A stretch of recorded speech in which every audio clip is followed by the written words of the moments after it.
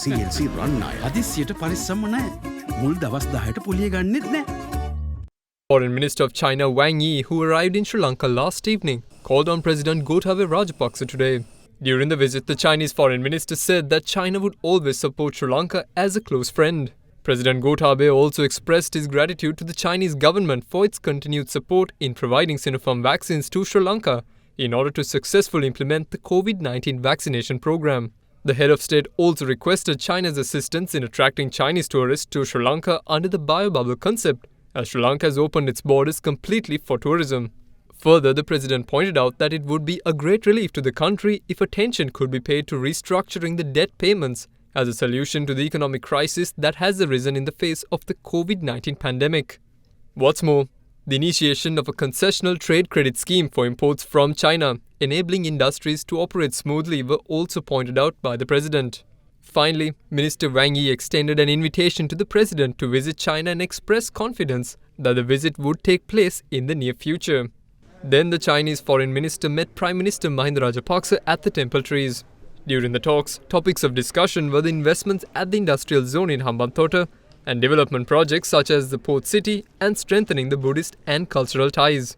I believe these regular high-level visits help affirm our strong and friendly relations. This year is an important year for our two countries. It makes the 65th anniversary of establishing diplomatic relations and 70 years of signing the Rubberized Pact.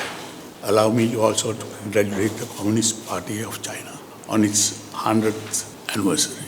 As you know, the Central Bank of Sri Lanka issued a commemorative coin to make these important milestones. I want to thank the government and the friendly people of China for the generous support towards fighting the COVID-19 pandemic.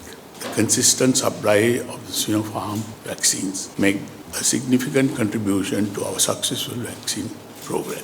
Similar to many other countries, Sri Lanka's economy was also greatly impacted by the pandemic. We appreciate China's assistance towards our economic revival and financial stability. There is still a long way to go in establishing normalcy, but we were confident that with support from friendly countries like China, we will be able to overcome these challenges soon.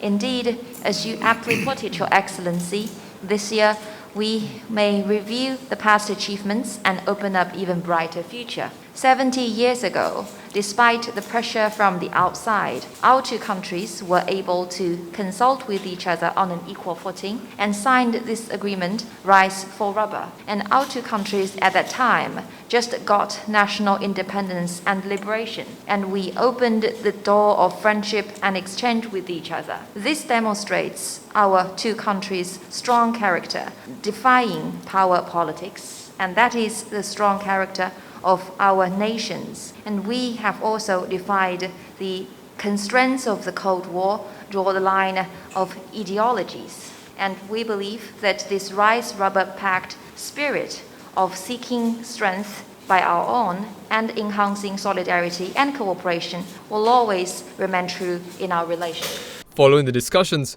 4 agreements were inked between Sri Lanka and China: an agreement on economic and technical cooperation, letter of exchange on the project of subsidized housing for low-income category in Colombo, handover certificate of the technical cooperation for BMICH, and handover certificate of the technical cooperation project for the kidney disease mobile screening ambulance vehicles were thus inked.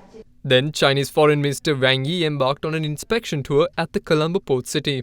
He also took a photographic exhibition organized at the port city to commemorate 65 years of diplomatic ties between Sri Lanka and China.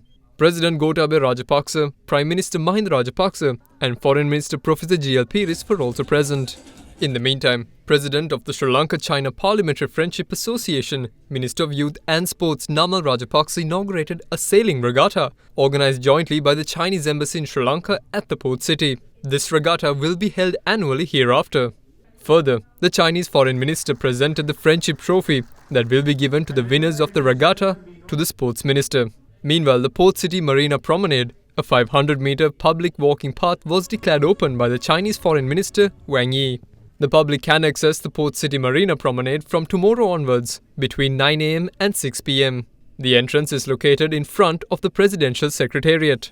After a day of engagements, the Chinese foreign minister left the island this afternoon, concluding his visit. During this visit, there were a lot of discussions about how to enhance economic cooperation, trade cooperation, and we hope something good will come out of this visit. And I hope there will be a boost to Sri Lankan economy aftermath of this visit, because the President, the Prime Minister reiterated the need to re-stabilize Sri Lankan economy, and then indicated that we need the support of our friends in this difficult time. So we hope that something good will come out. And also there was a request made by our side to send tourists back to Sri Lanka, because tourism is one of the worst affected sectors due to COVID, and that we have requested. And also we have requested to take back the Sri Lankan students, especially the medical students who are yet to complete their clinical studies in China. I think there will be a good response for our request. Meanwhile, the Prime Minister's office said that the Chinese Foreign Minister immediately instructed the Chinese envoy in Sri Lanka, Chi Zeng Hong, to work closely with the Sri Lankan Foreign Ministry to facilitate the return of Sri Lanka's medical students to China during the talks held at the Temple Trees.